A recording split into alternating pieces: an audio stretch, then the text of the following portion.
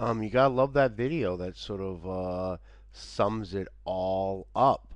Um, it's interesting about WikiLeaks 3 and what has made this very different than the first two WikiLeaks.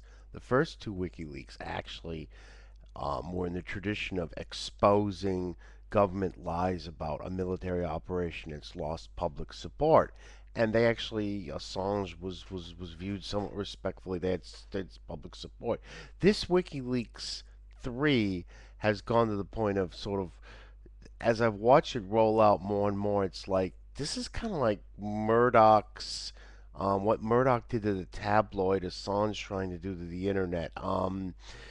Most of these leaks would have never really gone through a proper journalist. A journalist who would have processed this would have been like, well, this is just salacious rumor. This is just some guy's opinion who works for the government. This could be a plant. Why should I be planting? Why should I be reporting people's opinions?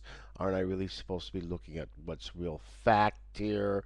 Doesn't this seem to, oddly enough, be playing in the hands of maybe, say, Israel, who wants to support an attack on Iran?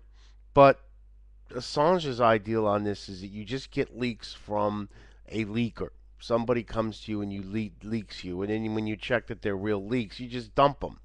And first of all, in this case, after a few insights, it's getting to a point where he's just seems to be does just it's a secret. It's almost like the only thing interesting about any of these banal facts is they're secrets.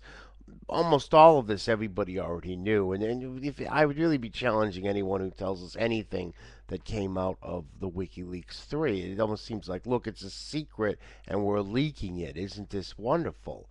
And what's unfortunate though is, and I've said this before, is that this has given world governments a poster boy and a organization for trying to undermine the internet, for trying to particularly censor the ownership outside of their own borders, extend their control of DNS, on DNSs and on web servers, and also to go after the matrix of support that any organization needs: funding,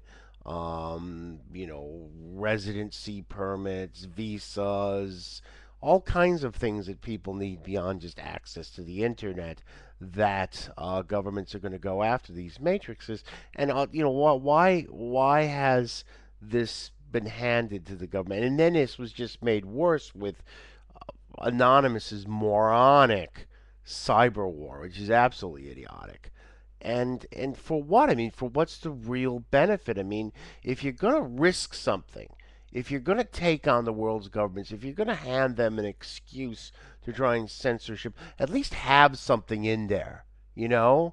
I mean, this just, this is not major big news stories. This isn't like, say, if 2002, if WikiLeaks had gotten evidence that said, that people in the White House know that there's no weapons of mass destruction in Iraq, they just want an attack. There's nothing like that in this. There's nothing like this at all in this. I mean, it's pretty banal stuff, and it was just kind of released more for kind of it's gossipy, it's embarrassing, it's salacious, it's he says, she says. It's really tabloid internet, and the fact that people have jumped on this. This failure to stop and think, well, is there we've got this stuff. Somebody's given us this stuff. It is confidential. Some of it's secret, but is it of any value? Is it of any democratic value? Particularly that list of the 100 locations the Americans are most concerned about having bombed. I mean, precisely how is this benefiting democracy? I mean, now I know, okay, the Americans are concerned that it'll be bombed, this will be bombed. It doesn't really, I don't see how that helps democracy. And for sort of the unwashed masses, it certainly looks as though this guy is just trying to help the terrorists, even though, I mean, the terrorists probably already know what targets they want to hit. But, it makes this easy soundbite. all those internet radicals and nutcases leaking the lists to terrorists of our vulnerable sites. It's going to be hard, when if somebody says that, it's going to be hard to get up and make a reasoned argument with all the cheering and then booing and jeering. We know how politics works, and particularly. I mean, if it turns out that Assange goes back to Sweden and this case is extremely embarrassing for him, okay, then a lot of credibility has been thrown behind this guy. And particularly, groups like Anonymous and hacktivists who have, who've gone after Visa, gone after MasterCard, gone after PayPal, really hurt a lot of particularly small people trying to do business on the internet have been hurt by this.